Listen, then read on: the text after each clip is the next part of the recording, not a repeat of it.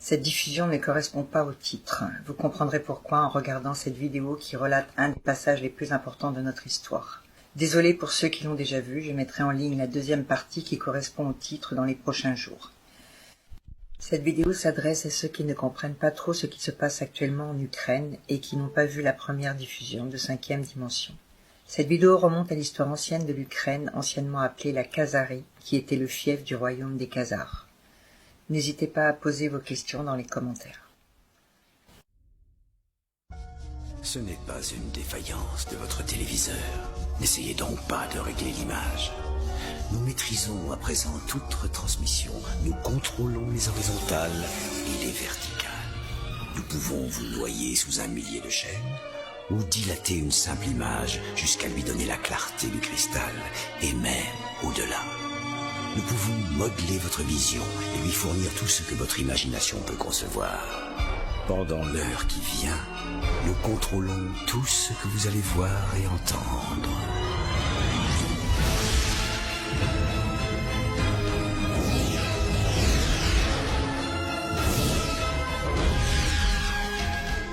Nous partagerons les angoisses et les mystères qui gisent dans les plus profonds abysses, au-delà du réel.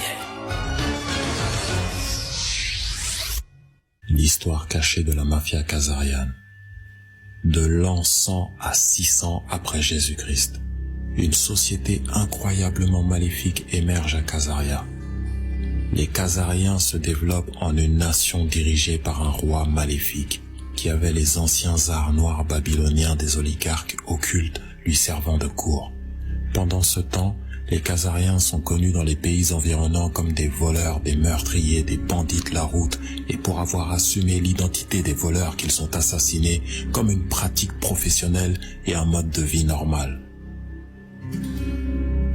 L'an 600 après Jésus-Christ, l'ultimatum est livré par la Russie et les autres nations environnantes. Les dirigeants des nations environnantes, en particulier la Russie, ont eu tant d'années de plaintes de leurs citoyens que, en tant que groupe, ils ont lancé un ultimatum au roi khazarien. Ils envoient un communiqué au roi khazarien selon lequel il doit choisir l'une des 3 religions abrahamiques pour son peuple, en faire sa religion officielle d'État et exiger que tous les citoyens khazariens la pratiquent et socialiser tous les enfants khazariens pour pratiquer cette foi. Le roi khazarien a eu le choix entre l'islam, le christianisme et le judaïsme. Le roi khazarien a choisi le judaïsme et a promis de respecter les exigences établies par la Confédération des nations environnantes dirigée par le tsar russe. Malgré son accord et sa promesse, le roi khazarien et son cercle restreint d'oligarques pratiquaient la magie noire babylonienne ancienne, également connue sous le nom de satanisme secret. Ce satanisme secret impliquait des cérémonies occultes mettant en vedette des sacrifices d'enfants, après les avoir saignés, buvant leur sang et mangeant leur cœur. Le secret sombre et profond des cérémonies occultes était qu'elles étaient toutes basées sur l'ancien culte de Baal, également connu sous le nom de culte du hibou. Le symbole du hibou est utilisé parce que les hiboux peuvent voir dans l'obscurité. Afin de tromper la Confédération des nations dirigée par la Russie qui regardait Khazaria, le roi khazarien a fusionné ses pratiques de magie noire luciférienne avec le judaïsme et a créé une religion hybride satanique secrète, connue sous le nom de talmudisme babylonien. Cela a été fait la religion nationale de Khazaria et a nourri le même mal que Khazaria commettait auparavant. Malheureusement, les Khazariens ont poursuivi leur mauvaise voie, volant et assassinant ceux des pays voisins qui ont voyagé à travers Khazaria. Les voleurs khazars ont souvent tenté d'assumer leur identité après les avoir assassinés et sont devenus maîtres des déguisements et des fausses identités, une pratique qu'ils ont poursuivie jusqu'à ce jour, ainsi que leurs cérémonies occultes de sacrifice d'enfants qui sont en fait d'anciens cultes de Baal. 1000 après Jésus-Christ, la Russie et les nations environnantes en ont assez et agissent. Vers 1000 après Jésus-Christ, les Russes ont dirigé un groupe de nations autour de Khazaria et l'ont envahi, afin de mettre fin aux crimes khazariens contre leur peuple qui comprenait l'enlèvement de leurs jeunes enfants et de leurs nourrissons pour leur cérémonie de sacrifice par le sang à Baal. Le roi khazarien et sa cour inférieure de criminels et de meurtriers sont devenus connus sous le nom de mafia khazariane. Les dirigeants khazariens disposaient d'un réseau d'espionnage bien développé grâce auquel ils obtenaient un avertissement préalable et s'échappaient de Khazaria vers les pays européens de l'Ouest, emportant avec eux leur vaste fortune en or et en argent. Ils se sont mis bas et se sont regroupés tout en assumant de nouvelles identités. En secret, ils ont continué leur rituel de sang et de sacrifice d'enfants sataniques et ont fait confiance à Baal pour leur donner le monde entier et toutes ses richesses. Comme ils ont prétendu qu'il le leur avait promis, tant qu'ils saignaient et sacrifiaient des enfants et des nourrissons pour lui. Le roi khazarien et sa mafia de cour ont comploté la vengeance éternelle contre les Russes et les nations environnantes, qui ont envahi Khazaria et les ont chassés du pouvoir. La mafia khazare envahit l'Angleterre après avoir été expulsée pendant des centaines d'années. Pour accomplir leur invasion, ils ont engagé Olivier Cromwell pour assassiner le roi Charles I et rendre l'Angleterre sûre pour les opérations bancaires. Cela a engendré les guerres civiles anglaises qui ont fait rage pendant près d'une décennie, entraînant un régicide de la famille royale et des centaines de véritables noblesses anglaises. C'est ainsi que la City de Londres a été créée en tant que capitale bancaire de l'Europe et a lancé le début de l'Empire britannique. La mafia khazarienne décide d'infiltrer et de détourner toutes les banques du monde en utilisant le Babylon Magic babylonien, également connu sous le nom de Babylon Magic, ou l'art secret de gagner de l'argent à partir de rien en utilisant également le pouvoir d'une usure pernicieuse pour accumuler des intérêts. Les Khazars ont utilisé leur vaste fortune pour entrer dans un nouveau système bancaire basé sur la magie secrète de la magie noire babylonienne qu'ils prétendaient avoir appris auprès des mauvais esprits de Baal, en échange de leurs nombreux sacrifices d'enfants. Cette magie de l'argent babylonienne impliquait la soustation des certificats de crédit papier pour des dépôts d'or et d'argent, qui permettait aux voyageurs de voyager avec leur argent sous une forme qui leur offrait un remplacement facile en cas de perte ou de vol des certificats. Il est intéressant de voir comment le problème même qui a été déclenché par les Khazariens a également trouvé une solution. Finalement, le roi khazarien et sa petite cour environnante ont infiltré l'Allemagne avec un groupe qui a choisi le nom les Boers pour les représenter et continuer leur système de mal propulsé par Baal. Les Boers du bouclier rouge qui représentaient leur sacrifice secret d'enfants à base de sang ont changé leur nom en Rothschild, alias enfant du rocher, Satan. Les armoiries de Rothschild contiennent un point fermé avec 5 flèches symbolisant les 5 dynasties établies par les 5 fils de Mayer Rothschild, en référence au psaume 127, comme les flèches entre les mains d'un guerrier. Les enfants de la jeunesse le sont aussi. La devise de la famille apparaît sous le bouclier, Concordia Integritas Industria, unité, intégrité, industrie. Les Rothschild s'infiltrent et détournent la British Bank, puis détournent toute la nation d'Angleterre. Boer Rothschild a eu 5 fils qui se sont infiltrés et ont repris les services bancaires européens et le système bancaire central de la ville de Londres par le biais de diverses opérations secrètes astucieuses, y compris un faux rapport sur la victoire de Napoléon contre les Britanniques, alors qu'il a en fait perdu. Cela a permis aux Rothschild d'utiliser la fraude et la tromperie pour voler la richesse de la noblesse anglaise et de la gentry terrienne, qui avait fait des investissements commerciaux avec les institutions bancaires de la City de Londres. Les Rothschild ont mis en place un système bancaire privé spécialisé dans la fabrication de fausses monnaies à partir de rien, facturant une usure pernicieuse au peuple britannique en utilisant ce qui aurait dû être son propre argent. C'est l'art noir de la magie babylonienne. Ils ont affirmé aux initiés qu'une telle technologie et un pouvoir financier secret leur avaient été fournis par Baal en raison de la fréquente hémorragie des enfants et des sacrifices de rituels. Une fois qu'ils ont infiltré et détourné le système bancaire britannique, ils se sont croisés avec les royales britanniques et ont infiltré et complètement détourné toute l'Angleterre et toutes ses principales institutions. Certains experts estiment que les Rothschild ont génocidé les membres de la famille royale en organisant des élevages illicites et adultères gérés secrètement avec leurs propres hommes khazars afin de remplacer les royales par leurs propres prétendants au trône.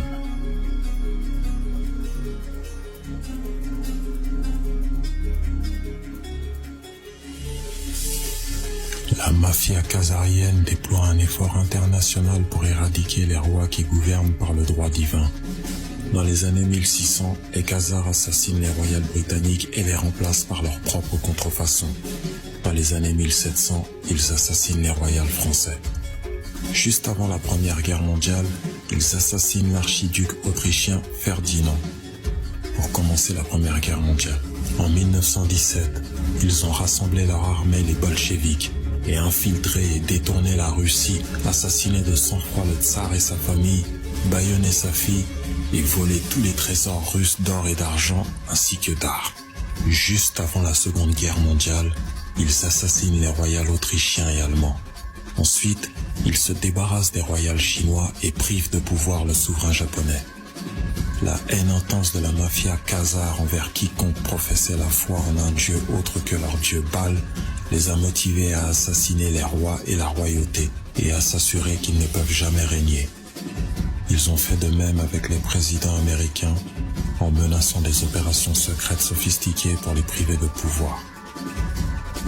Si cela ne fonctionne pas, les Khazars assassinent comme ils l'ont fait pour McKinley, Lincoln et JFK. Les Khazars veulent éliminer tous les dirigeants forts ou les élus qui osent résister à leur pouvoir de magie babylonienne.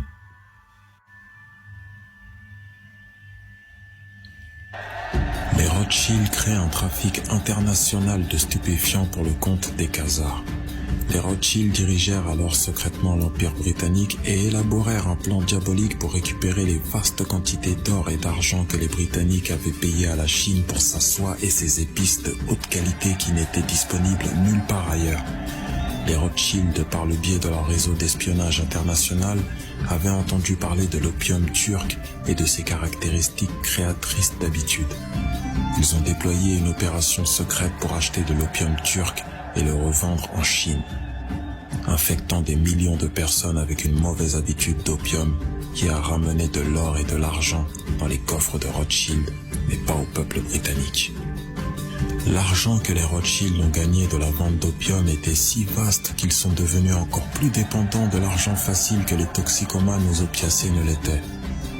Les Rothschild ont été la source de financement derrière la création des colonies américaines, en incorporant la compagnie de la baie d'Hudson et d'autres sociétés commerciales pour exploiter le nouveau monde des Amériques. Ce sont les Rothschild qui ont ordonné l'extermination massive et le génocide des peuples indigènes d'Amérique du Nord pour permettre l'exploitation des vastes ressources naturelles du continent. Les Rothschild ont également suivi le même modèle commercial dans les Caraïbes et dans le sous-continent asiatique de l'Inde, entraînant le meurtre de millions de personnes innocentes. Les Rothschild lancent la traite négrière internationale, une entreprise qui considérait ces humains kidnappés comme de simples animaux. Une vision que les Khazariens imposaient à toutes les personnes du monde qui ne faisaient pas partie de leur cercle diabolique.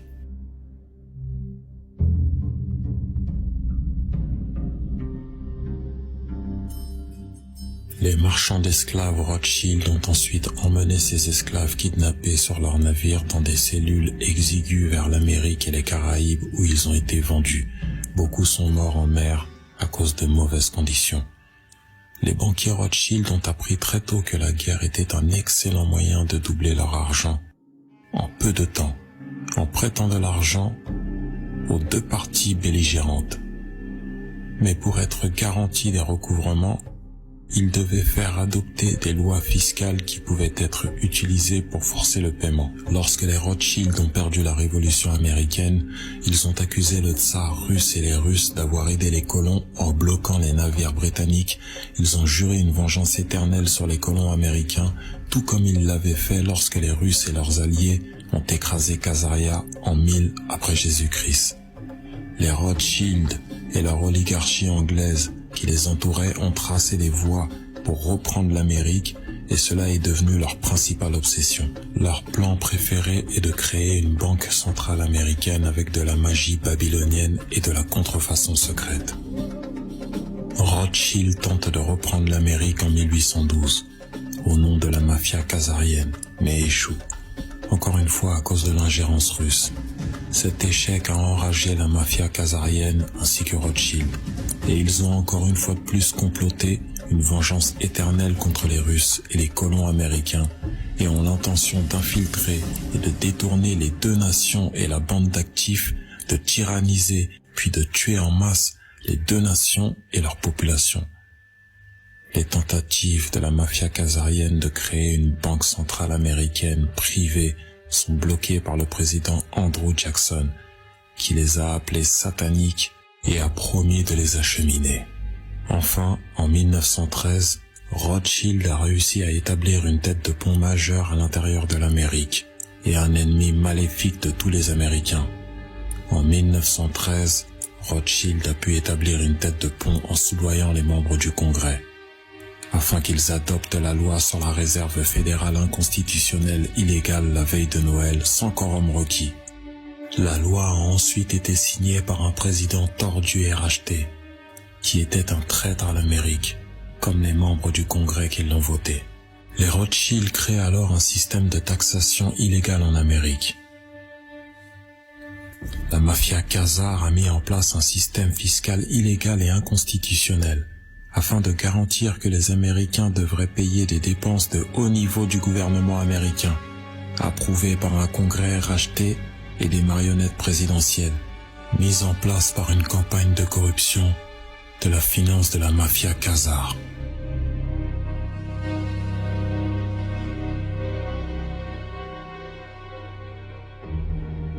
Il est facile pour la mafia khazare de récolter suffisamment d'argent pour élire qui il veut, car lorsque vous contrôlez une banque qui est un contrefacteur majeur secret, vous avez tout l'argent que vous désirez. À peu près au même moment où ils ont créé leur système fiscal illégal en Amérique, ils ont également soudoyé des membres du Congrès pour qu'ils approuvent l'Internal Review Service, qui est leur agence de recouvrement privé constituée à Porto Rico.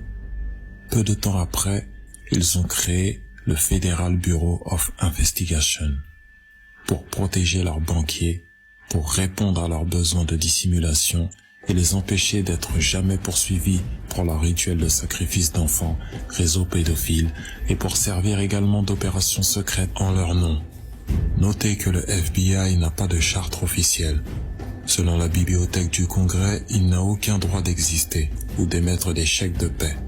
Les Rothschild ont déployé la révolution bolchevique en Russie pour extraire une vengeance incroyablement sauvage et sanglante contre les Russes innocents qu'ils avaient complotés pendant de nombreuses années.